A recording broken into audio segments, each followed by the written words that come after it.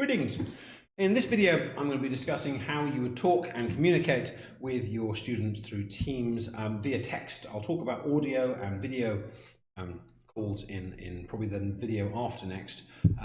But in this one, I'm just literally going to talk to you about how you type to them. And it's as simple as you might expect. You click on the particular class you want to talk to. You go in, you make sure you're on the right channel and the section where it says posts, and you just type. And it works like a WhatsApp group chat. So I'll just say here, hello class, hope you are well. I am making a tutorial video. And press enter, and boom, anyone else that visits that particular conversation will be able to see that. Now, let's be clear here, this doesn't send everyone an email and a notification to tell them that there is something here. The only time it might make a difference or actually kind of notify them is if you actually kind of mention someone's name. So this is my sixth form group, and so if I press the @ button, as in, like an email @ I could pick a particular student and I could say, whatever, look at this. And I don't believe it still sends her an email, but if she had the app on her phone, which would be useful, then it would ping to her and it would then appear in her activity stream. Now, you'll notice on each little bit of conversation here, there is a reply button. So if someone says something you want to reply to, you can just type directly into there, or you can actually reply directly to that particular bit of the conversation, and that kind of will come in like its own little embedded section.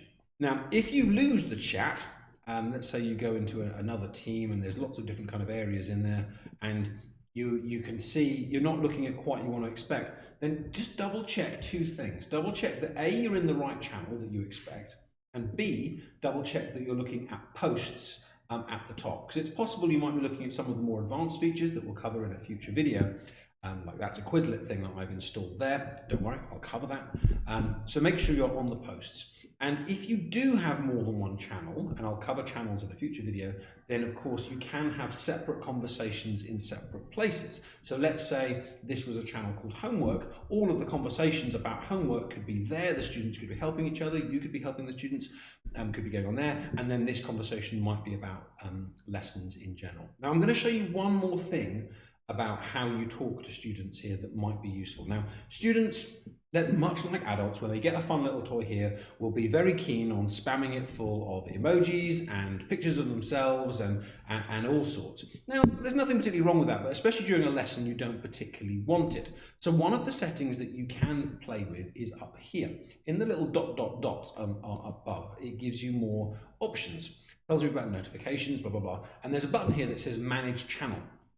And the option at the moment says anyone can post messages, or I can change it to anyone can post, show alert that posting will notify everyone, recommended for large teams. You might not want to do that one.